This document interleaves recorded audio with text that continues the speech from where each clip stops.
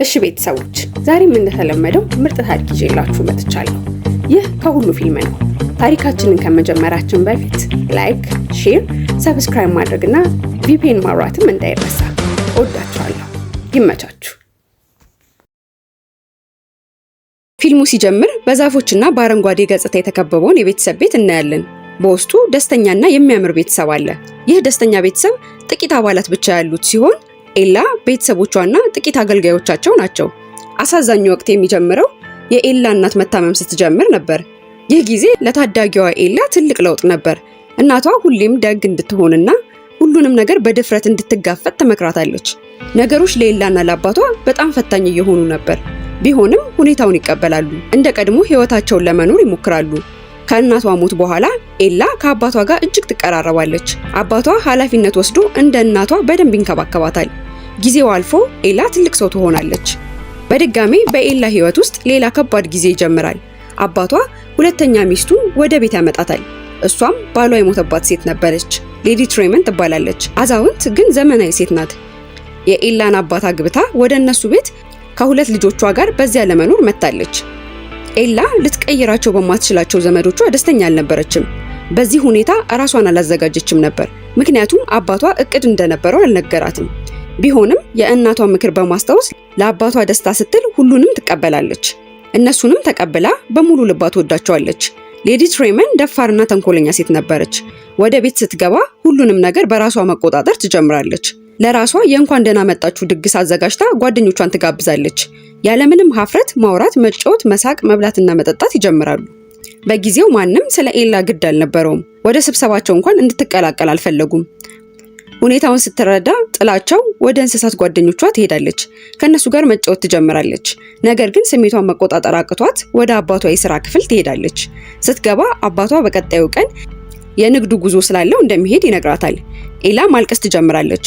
ሁለቱም ስሜታዊ ሆነው ይተቃቀፋሉ። የኤላ እንጀራ እናት በሁለቱ መካከል ያለውን ስሜታዊ ጠንካራ ትስስር ትመለከታለች።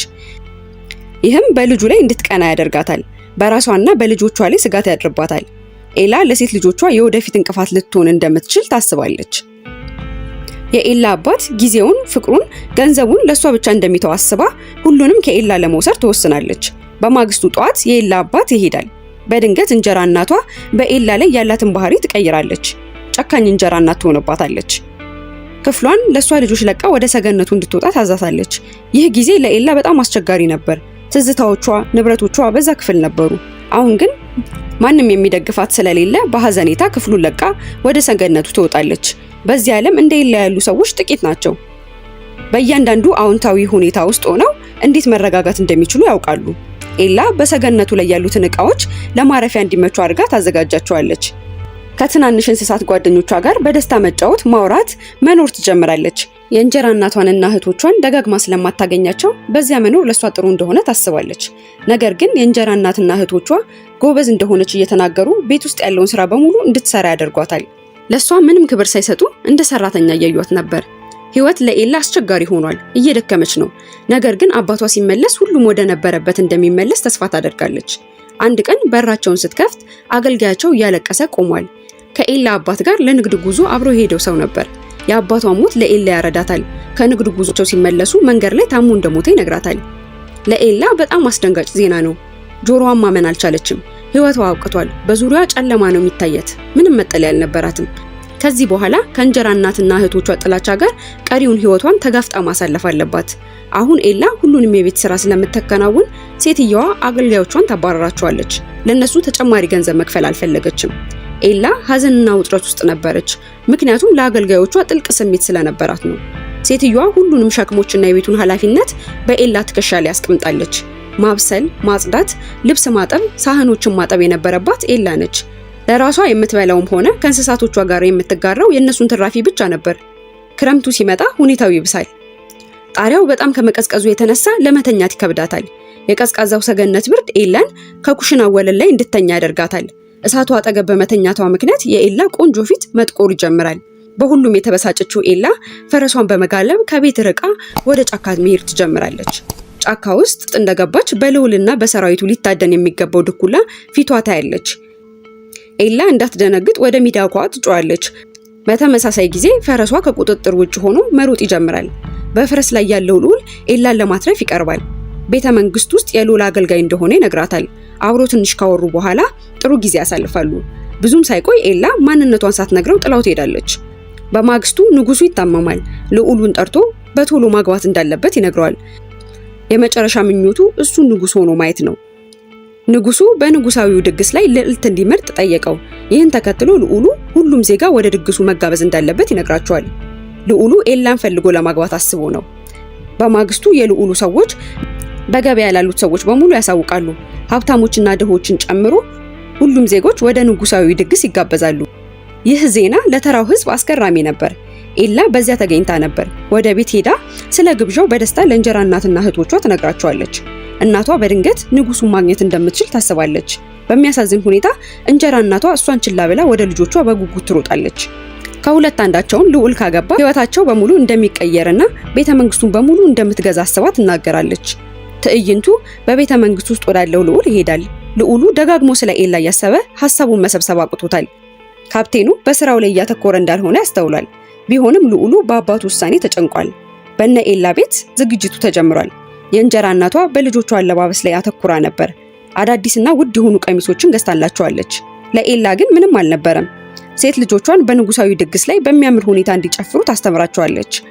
ኤላ ተጨንቃለች። ድግሱ ላይ ልዑሉን ማግኘት ፈልጋለች። ስለሱ እያሰበች የእናቷን ቀሚስ ለሷ እንዲሆን አድርጋ ታበጀዋለች። በመጨረሻም ሰዓቱ ደርሷል። ሁሉም እየጠበቁት ነበር።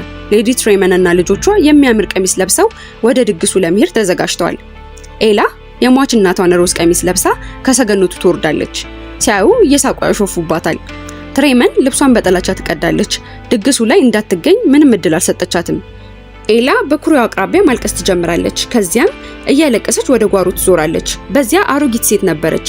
ሴትዮዋ ወተት እንድትሰጣት ስትጠይቃት ወዲያው ኤላ በሰሃን ወተቱን ትሰጣታለች። በድንገት አሮጊቷ ሴትዮ ወደ ቆንጆ ሴት ትለወጣለች። ያቺ ሴት ለኤላ የተረት ተረት እናት እንደሆነች ትነግራታለች። አስማቷን ለማየት እንድትጠብቅ ነግራት ወዲያው ዱባውን ወደ ሰረገላ፣ አይጦቹን ወደ ፈረስ፣ እንሸላሊቶቹን ወደ ሰው፣ ዳክየውንም ወደ ሰው ትለውጣቸዋለች። ከዚያም ለኤላ የሚያምር ቀሚስ ታለብሳታለች። ጫማዋን አስተውላ ወደ መስታወትና አንጸባራቂ ጫማ ትቀይረዋለች። ከእኩለ ሌሊት በፊት መመለስ እንዳለባት አስጠንቅቃት ካረፈደች ሁሉም ነገር ወደ ቀድሞ ቅርጽ እንደሚመለስ ትነግራታለች። የእንጀራ ቤተሰቦቿ እንዳያውቋት አስማት በፊቷ ላይ ታደርግባታለች። ድግሱ ላይ ሁሉም ቀድሞ ደርሷል። ሁሉም ሴት ልዕልት ለመሆን ቀርቧል። ልዑሉ ግን ማንም ላይ ፍላጎት አልነበረውም፣ ምክንያቱም ኤላን እየጠበቀ ስለነበር ነው።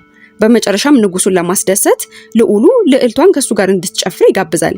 ድግሱ በሙሉ የጀመረው ኤላ በዚያ ስትደርስ ነበር። መግቢያዋ በጣም የሚያምር ስለነበር ስትገባ ሁሉም ያያታል። ሞገሷን አከበሩ። የልዑሉም ደስታ ምንም ቅድመ ሁኔታ አልነበረውም። ለሁለቱ ጥንዶች ሁሉም መንገዱን ይለቃል። ኤላ ተገርማ ለምን እንደዚህ እንደሚያዩት ስትጠይቀው ልዑሉ የእሷን ውበት እየተመለከቱ እንደሆነ ይነግራታል። ኤላን ይዟት ወጥቶ ሚስጥራዊ ወደ ሆነው የአትክልት ስፍራ ይወስዳታል። በዚያ ዥዋዥዌ እንድትጫወት ይጋብዛታል። አብረው ይዝናናሉ። ልዑሉ በተመሳሳይ ጊዜ ኤላን ስለማንነቷ ሲጠይቃት እኩለ ሌሊት መድረሱን አስተውላ ጋሪዋ ወዳለበት መሮጥ ትጀምራለች። ልዑሉ እሷን ለማስቆም ከኤላ ጀርባ እየሮጠ ነበር፣ ነገር ግን አልቻለም። በመጨረሻም ኤላ ከቤተ መንግስቱ በፍጥነት በመሮጥ ታመልጣለች። በመንገድ ላይ እኩለ ሌሊት ሲሆን ሁሉም ነገር ወደ መደበኛ ቅርጽ ይመለሳል። ከዚያም ኤላ እየተራመደች በእግሯ ትሄዳለች። በሰገነት ውስጥ አንዱን ጫማዋን ትደብቀዋለች። አንደኛው በቤተ መንግስት ውስጥ ስትጣደፍ ጥላው ነበር የወጣችው። በሌላ በኩል ንጉሱ በጣም ታሟል። አባቱ የመረጣትን ሴት እንዲያገባ ይፈቅድለታል። ልዑሉ ይህን ሲሰማ በጣም ደስተኛ ይሆናል። አሁን የልዑሉ ሰራዊት እግሯ ከቀረው ጫማ ጋር የሚስማማ ሴት መፈለግ ይጀምራል። ወደ እያንዳንዱ ቤት እየሄዱ ጫማውን ይሞክራሉ። የከተማው ሴት በሙሉ ይህን ጫማ ሞከረው፣ ነገር ግን የሚሆነው አልተገኘም። የመጨረሻው ቤት የእመቤት ትሬመን ነበር። ኤላን ሰገነቱ ላይ እንዳትወጣ ቆልፋባታለች። ወታደሮቹ የልጆቿን እግር ለክተው ካረጋገጡ በኋላ ሲመለሱ በድንገት የጣሪያው መስኮት ተከፍቶ የኤላ የተዋበ ድምጽ በመስኮቱ ይፈሳል። ልዑሉ ከሰራዊቱ አባላት ውስጥ ነበር። መቶ አለቃውን ወደ ሰገነት ሄዶ እንዲፈትሽ ያዘዋል። ከብዙ ተጋድሎ በኋላ ኤላን በዚያ አግኝቶ ጫማውን በእጁ ያጠልቅላታል። ወዲያው ወደ ቤተ መንግስት ወስዷት ሰርጋቸው በዚያ ይሆናል። ከሁሉ የፊልም ቻናልን ሰብስክራይብ በማድረግ በዓለም ዙሪያ የሚሰሩ ፊልሞችን ታሪክ በአጭሩ ይመልከቱ።